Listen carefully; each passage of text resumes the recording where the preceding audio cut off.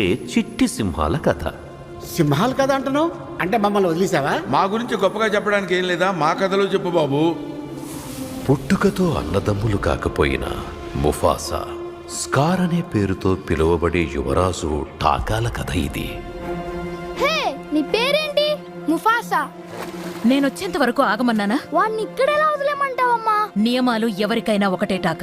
మహారాజు ఒక అనామకుణ్ణి ఆదరించరు. నేను అనామకుణ్ణి కాను, దారి తప్పాను అంతే.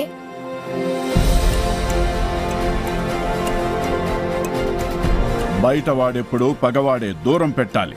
టాకానే మన కాబోయే రాజు. రాజవంశాన్ని మనం కాపాడుకోవాలి. కానీ నాన్న, నేను ముఫాసాని కాపాడాను.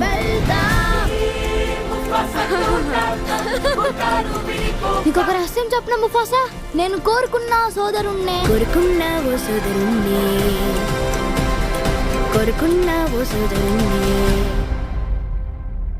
అప్పుడప్పుడు ఈ చల్లని గాలి నా ఇంటి నుంచి వచ్చే జ్ఞాపకాల్ని గుర్తు చేస్తున్నట్టు అనిపిస్తుంది.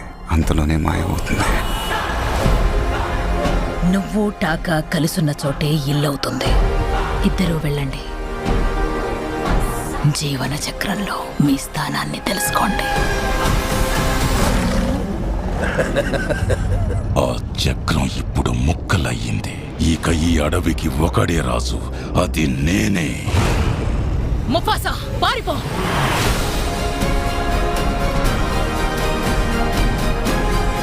మనం ఒక్కటిగా పోరాడాలి. పోరాడితే పోతాం. మీ సావు మీరు సావక నన్నెందుకు లాక్కొచ్చారా బాబు? నేనుండగా నీకేం కాదు టాకా, భయపడకు. ముఫాసా! తెచ్చావురా దేవుడా! బతికిపోయాం. మనల్ని కాపాడింది నేనే. ఇందాక ఇది అన్నావే.